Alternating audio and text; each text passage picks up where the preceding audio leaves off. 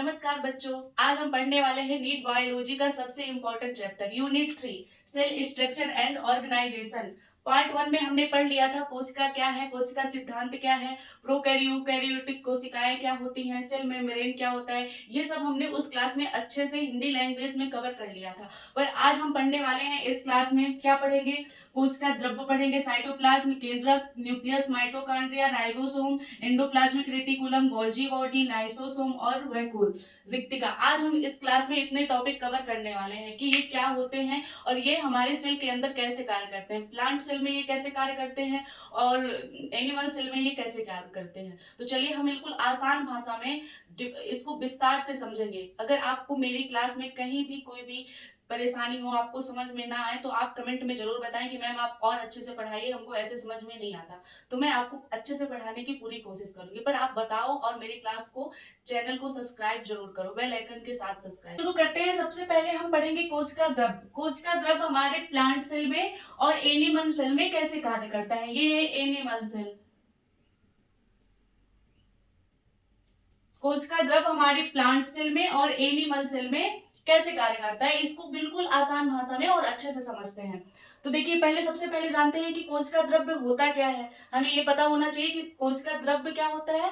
उसके बाद हम ये देखेंगे कि ये प्लांट सेल में कैसे कार्य करता है और ये एनिमल सेल में कैसे कार्य करता है। तो देखिए, कोशिका द्रव्य, कोशिका झिल्ली और केंद्रक के बीच, ये जो कोशिका झिल्ली है, ये कोशिका झिल्ली हमारी और केंद्रक के बीच पाया जाने वाला जेली जैसा पदार्थ, ये जेली जैसा पदार्थ होता है। ऐसे ऐसे ये जो जेली जैसा पदार्थ दिख रहा है, ये दिख रहा है जेली जैसा पदार्थ, क्या कहलाता है, कोशिका द्रव्य कहलाता है। ये प्लांट सेल और एनिमल सेल में अलग अलग तरीके से कार्य करता है, लेकिन ये दोनों में पाया जाता है। किसके बीच पाया जाता है, कोशिका झिल्ली और केंद्रक के बीच पाया जाने वाला जेली जैसा पदार्थ। कोशिका द्रव्य मतलब कोशिका झिल्ली और केंद्रक के बीच पाया जाने वाला पदार्थ क्या कहलाता है, कोशिका द्रव्य कहलाता है। अगर ये ना हो तो हमारे कोशिकांग अच्छे से नहीं रहेंगे, वो अपना कार्य अच्छे से नहीं कर पाएंगे। इसकी संरचना कैसी होती है, यह मुख्यतः जल, लवण, प्रोटीन, वसा, कार्बोहाइड्रेट से बना होता है। यह मुख्यतः जल, लवण, प्रोटीन और कार्बोहाइड्रेट से बना होता है। इसमें कोशिकांग निलंबित रूप से पाए जाते हैं।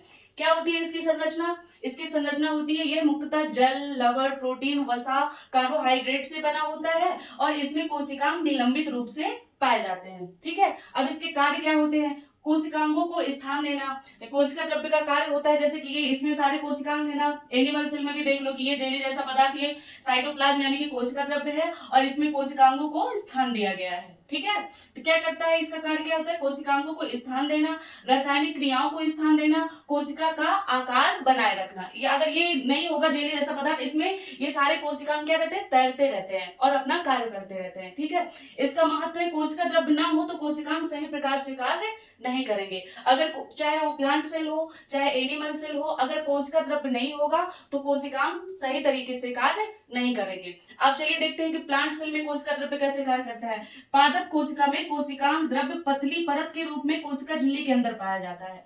पादप कोशिका में कोशिका द्रव्य पतली परत के रूप में कोशिका झिल्ली के अंदर पाया जाता है। पतली परत के रूप में पाया जाता है। क्यों पाया जाता है पतली परत के रूप में, क्योंकि इसमें पादप मतलब प्लांट सेल में बड़ी रिक्तिका पाई जाती है। बड़ी रिक्तिका पाई जाती है, ये जो है ना, ये इसको क्या बोलते हैं, रिक्तिका वैक्यूल बोलते हैं। ये बड़ी पाई जाती है इसमें, जबकि एनिमल सेल में बड़ी नहीं पाई जाती। ठीक है, तो ये कैसे कार्य करती है प्लांट सेल में, पादप कोशिका में कोशिका द्रव्य पतली परत के रूप में कोशिका झिल्ली के अंदर पाया जाता है, क्योंकि इसमें रिक्तिका बड़ी होती है। ठीक है, अब देख लेते हैं कि एनिमल सेल में क्या कार्य होता है। जंतु कोशिका में कोशिका द्रव्य पूरी कोशिका में समान रूप से पाया जाता है। जंतु कोशिका में कोशिका द्रव्य पूरी कोशिका में समान रूप से पाया जाता है, पतला नहीं पाया जाता, ये पूरी कोशिका में रहता है। ठीक है, और क्योंकि इसमें बड़ी रिक्तिका नहीं पाई जाती है, क्या होता है, इसमें बड़ी रिक्तिका नहीं पाई जाती है, इसमें छोटी रिक्तिका पाई जाती है। प्लांट सेल में बड़ी रिक्तिका पाई जाती है, तो क्या होता है, और ये पोषक तत्वों का परिवहन करता है। कोशिका द्रव्य क्या करता है, पोषक तत्वों का परिवहन करता है।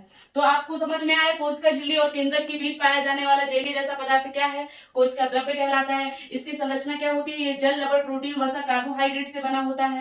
ठीक है, इसका कार्य क्या होता है, कोशिकांगों को स्थान देना। और महत्व क्या होता है, अगर कोशिका द्रव्य ना हो तो कोशिकांग सही ढंग से कार्य नहीं कर पाएंगे। ठीक है, इतना समझ में आ गया। प्लांट सेल में ये पतला पाया जाता है, पतली परत के रूप में कोशिका झिल्ली के अंदर पाया जाता है और ये पूरा समान रूप से पाया जाता है। ठीक है, क्लियर हो गया। अब हम पढ़ेंगे केंद्रक। केंद्रक को देख लेते हैं। केंद्रक क्या होता है, केंद्रक की खोज किसने की, वह प्लांट सेल और एनिमल सेल के अंदर कैसे कार्य करता है, आइए समझते हैं। केंद्रक कोशिका का सबसे महत्वपूर्ण भाग होता है। जैसे कि हमारा शरीर है, हमारे शरीर का सबसे महत्वपूर्ण भाग क्या है, मस्तिष्क। अगर हमारे हाथ पैर न हो, अगर हमारा दिमाग चल रहा है तो हम पैरों से, कोई एक चीज होगी तो हम मुंह से बोलकर, अगर हमारा दिमाग चलेगा कि हमें मुंह से बोलना है तो हम मुंह से बोलकर किसी से कह सकते हैं कि हमें खाना खिला दो, मैं खुद से खाना नहीं खा पा रहा हूँ, मेरे हाथ नहीं है। तो ये मस्तिष्क क्या होता है, हमारे शरीर का सबसे महत्वपूर्ण भाग होता है। उसी प्रकार हमारे शरीर में अनेक कोशिकाएं पाई जाती हैं। तो कोशिका का सबसे महत्वपूर्ण भाग क्या होता है, केंद्रक होता है। कोशिका का सबसे महत्वपूर्ण भाग क्या होता है, केंद्रक होता है। इसमें कोशिकांग, इसे कोशिकांग का नियंत्रण केंद्र कहा जाता है। जैसे कि हमारा दिमाग, हमारा शरीर कुछ कार्य करने के लिए वो होता है तो हमारा दिमाग उसे क्या करता है, नियंत्रित करता है। उसी प्रकार कोशिका को केंद्रक नियंत्रित करता है हर कार्य के लिए। तो इसे क्या कहा जाता है, इसमें कोशिका का नियंत्रण केंद्र कहा जाता है। जिस प्रकार हमारे शरीर को मस्तिष्क नियंत्रित करता है, जिस प्रकार हमारे शरीर को मस्तिष्क नियंत्रित करता है, उसी प्रकार हमारे शरीर की कोशिकाओं को, सभी क्रियाओं को केंद्रक भी नियंत्रित करता है। उसी प्रकार कोशिका की सारी क्रियाओं को क्या करता है, केंद्रक नियंत्रित करता है। इसकी खोज रॉबर्ट ब्राउन ने 1831 ईस्वी में की थी। रॉबर्ट ब्राउन ने केंद्रक की खोज 1831 में की थी। उन्होंने बताया कोशिका द्रव्य के अंदर पाया जाता है, यह कोशिका द्रव्य के अंदर पाया जाता है। प्लांट सेल में ये हो गया केंद्रक, और एनिमल सेल में बीच में पाया जाता है, ठीक है।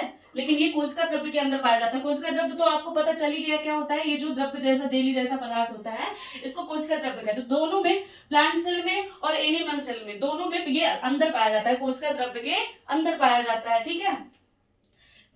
समानता कोशिका के मध्य भाग में स्थित होता है। ये समानता कोशिका के मध्य भाग में स्थित होता है। पादप कोशिका में रिक्तिका का आकार बड़ा होने के कारण, जो ये हमारी पादप कोशिका है, आप देख पा रहे हो पादप कोशिका में रिक्तिका का आकार बड़ा है, इसलिए केंद्रक हमारा इधर खिसक जाता है। पादप कोशिका में रिक्तिका का आकार बड़ा होने के कारण केंद्रक साइड में आ जाता है। लेकिन जंतु कोशिका में बीच में ही रहता है, जंतु कोशिका में मध्य में ही स्थित होता है, क्योंकि इसमें रिक्तिका का भाग क्या होता है, छोटा होता है, ठीक है। केंद्रक के भाग कौन कौन से होते हैं, केंद्रक झिल्ली, केंद्रक द्रव्य, केंद्रिका, 3 भाग होते हैं। केंद्रक के कितने भाग होते हैं, सभी केंद्रक के, केंद्रक द्रव्य ये हो गया, केंद्रक झिल्ली ये हो गई, और क्या होता है, केंद्रिका होता है। इसके 3 भाग होते हैं। केंद्रिक झिल्ली का क्या कार्य होता है, ये केंद्रक को चारों ओर से घेरी रहती है, ये केंद्रक को चारों ओर से क्या रखती है, घेरे रहती है। केंद्रक द्रव्य अर्ध तरल पदार्थ होता है, ये अर्ध तरल पदार्थ होता है। और केंद्रिका, ये केंद्रक के अंदर पाए जाने वाली गोल संरचना है। केंद्रिका केंद्रक के अंदर पाए जाने वाली गोल संरचना है, ठीक है। तो आपको केंद्रक समझ में आया क्या होता है, एक बार फिर से देख लो। केंद्रक कोशिका का सबसे महत्वपूर्ण भाग होता है।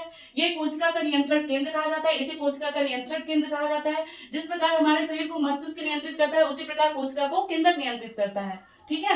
इसकी खोज 1831 में रॉबर्ट ब्राउन ने की थी। पादप कोशिका में रिक्तिका बड़ी होने के कारण केंद्रक किनारे पर खिसक जाता है, और उसमें रिक्तिका छोटी होती है, इसलिए वो मध्य में ही स्थित होता है। इसके 3 भाग होते हैं, केंद्रक झिल्ली होती है, केंद्रक द्रव्य होता है, और केंद्रिका होती है। केंद्रक झिल्ली का कार्य क्या होता है, केंद्रक को चारों ओर से घेरी रहती है। केंद्रक द्रव्य अर्ध तरल होता है, और ये बीच में गोल संरचना केंद्रिका की पाई जाती है, ठीक है। अब समझ लेते हैं पादप कोशिका में इसका कार्य क्या होता है और एनिमल सेल में इसका क्या कार्य होता है। तो प्लांट सेल में वृद्धि को नियंत्रित करना, नई कोशिकाओं को बनाने में सहायता करना, और भोजन निर्माण से जोड़ी क्रियाओं को नियंत्रित करना कार्य होता है केंद्रक का, ठीक है। और एनिमल सेल में क्या होता है, ये शरीर की क्रियाओं को नियंत्रित करता है। केंद्रक शरीर की क्रियाओं को नियंत्रित करता है एनिमल सेल में, ठीक है। और कोशिका विभाजन में, नई कोशिका बनाने में मदद करता है। जब कोशिका का विभाजन होता है, जब पुरानी सेल से नई सेल बनती है, तो उसको बनाने में केंद्रक मदद करता है, और इसमें भोजन बनाने में मदद करता है, नई कोशिकाएं बनाने में भी मदद करता है। तो आपको समझ में आया केंद्रक क्या होता है। उसके बाद हम पढ़ेंगे माइटोकॉन्ड्रिया, ठीक है। अब पढ़ेंगे माइटोकॉन्ड्रिया। माइटोकॉन्ड्रिया सेल के अंदर कैसे कार्य करता है, प्लांट सेल और एनिमल सेल के अंदर कैसे कार्य करता है। तो आपको पता होगा कि माइटोकॉन्ड्रिया का, अगर आपने कभी सुना हो कि कोशिका के अंदर माइटोकॉन्ड्रिया क्या कार्य करता है, जब हम छोटी क्लास से पढ़ते चले आ रहे हैं कि सेल के अंदर माइटोकॉन्ड्रिया का कार्य होता है ऊर्जा प्रदान करना। तो आइए समझते हैं माइटोकॉन्ड्रिया। माइटोकॉन्ड्रिया कोशिका का बहुत महत्वपूर्ण कोशिकांग होता है। वह ऊर्जा प्रदान करता है, इसलिए हमारी कोशिका का महत्वपूर्ण कोशिकांग होता है, ठीक है। यह ऊर्जा प्रदान करता है, इसे कोशिका का क्या कहा जाता है। अगर क्वेश्चन में आ जाए कि कोशिका का पावर हाउस किसे कहा जाता है, तो माइटोकॉन्ड्रिया को कोशिका का पावर हाउस कहा जाता है। माइटोकॉन्ड्रिया की खोज अल्टमैन ने की थी। ये कोशिका द्रव्य में पाया जाता है। माइटोकॉन्ड्रिया भी कोशिका द्रव्य में ही पाया जाता है। इसकी संरचना कैसी होती है, बेलनाकार होती है। माइटोकॉन्ड्रिया की संरचना बेलनाकार होती है, और यह भी कोशिका द्रव्य में ही पाया जाता है। ये प्लांट सेल और एनिमल सेल दोनों में पाया जाता है, ठीक है। ये पादप कोशिका और जंतु कोशिका दोनों में पाया जाता है। जिन कोशिका को अधिक ऊर्जा की आवश्यकता होती है, जिस कोशिका को, जो कोशिका डैमेज होने लगती है, या हमारे शरीर में जिस कोशिका को अधिक ऊर्जा की आवश्यकता होती है, वहां पे माइटोकॉन्ड्रिया अधिक मात्रा में पाया जाता है। ठीक है, ये इसके दो भाग होते हैं, एक बाहरी झिल्ली होती है, एक आंतरिक झिल्ली होती है। बाहरी झिल्ली क्या होती है, चिकनी होती है, और आंतरिक झिल्ली अंदर की तरफ मुड़ी होती है, तो उसको क्या कहा जाता है, क्रिस्टी कहा जाता है। जो अंदर की ओर मुड़ी रहती है उसको क्रिस्टी कहा जाता है।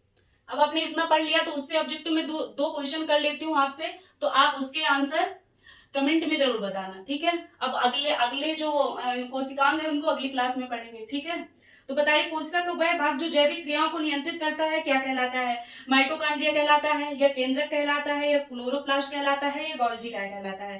केंद्रक की खोज सर्वप्रथम किसने की थी? केंद्रक की खोज सर्वप्रथम किसने की थी? बेंडा ने की थी, या अल्टमैन ने की थी, या ब्राउन ने की थी, या वाटसन तथा क्रिक ने की थी? और आपको बताना है कि निम्नलिखित में से कौन अनुवांशिक लक्षणों को नियंत्रित करता है? केंद्रक करता है, या माइटोकॉन्ड्रिया करता है, या राइबोसोम करता है, या हरित लवक करता है? तो इसके आंसर आपको कमेंट में बताना